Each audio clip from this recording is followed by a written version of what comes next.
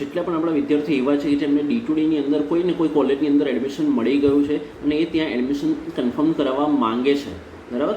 તો એવા વિદ્યાર્થીઓને શ્યોર એક પ્રશ્ન હશે કે સર તો અમારે જે તે કોલેજની અંદર રિપોર્ટિંગ કરાવવાનું કે નહીં કરાવવાનું, અને જો એ કરાવવાનું હોય તો એની પ્રોસેસ ક્યારથી સ્ટાર્ટ થશે અને કયા ડોક્યુમેન્ટ ત્યાં જમા કરાવવાના રહેશે. તો અહીંયા એક વસ્તુ ખાસ યાદ રાખજો કે બેટા અત્યારે તમને હવે રાઉન્ડ 1 કે રાઉન્ડ 2ની અંદર જે પણ કોલેજમાં એડમિશન તમને મળ્યું છે અને તમે જો ત્યાં કન્ફર્મ કરાવવા માંગતા હોય તો એ માટેની પ્રોસેસ હવે ચાલુ થઈ ગઈ છે અને કોલેજ પર જઈને તમારે શ્યોર રિપોર્ટિંગ કરાવવાનું રહેશે જ. જો તમને એવું લાગતું હોય કે કોલેજ પર રિપોર્ટિંગ નહીં કરાવો તો ચાલી જશે તો એ ખોટી વસ્તુ છે.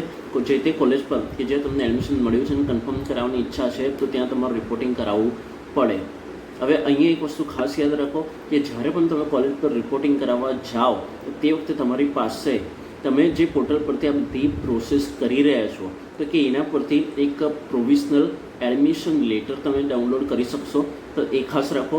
અને એક એડમિશન સ્લીપ, જો તમે D2Dના સ્ટુડન્ટ્સ છો તો ત્યાં તમને મોટાભાગના વિદ્યાર્થીઓને જેમ કે ઓપન કેટેગરીવાળા હોય કે પછી કેટલાક અધર આપણે વિદ્યાર્થીઓની વાત કરીએ તો 20,000ની ફી બતાવતા હશે, અને જો SC/ST વાળા હશે તો કે પછી TFW વાળા હશે તો એમને ₹0 ત્યાં ફી ડિસ્પ્લે થતી હશે.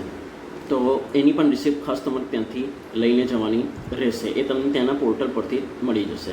એ સિવાય ઓલવેઝ યાદ રાખો જ્યારે પણ કોઈ પણ કોલેજમાં રિપોર્ટિંગ કરાવવા જાઓ ત્યારે 2 પાસપોર્ટ સાઇઝ ફોટોગ્રાફ, તમે જે તે કાસ્ટમાં આવતા હોય, ઓપનની વાત નથી કરતો પરંતુ એ સિવાયના કાસ્ટની વાત કરું તો તમારી જો કાસ્ટ સર્ટિફિકેટ હોવું જોઈએ.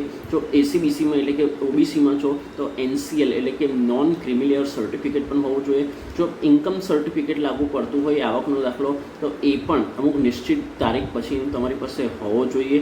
તો આ બધી વસ્તુ બેટા તમારી પાસે રાખવાની. D2Dના સ્ટુડન્ટ છો તો ડિપ્લોમાના આપણે સર્ટિફિકેટની વાત કરું, એની જે માર્કશીટની વાત કરું, એ બધી વસ્તુ તમારી જોડે રાખીને હવે આજથી જ તમારે એ પ્રોસેસ ચાલુ કરી દેવાની છે અને તમને જે કોલેજમાં એડમિશન મળ્યું હોય તો ત્યાં જઈને ખાસ એકવાર મળી લેવાનું.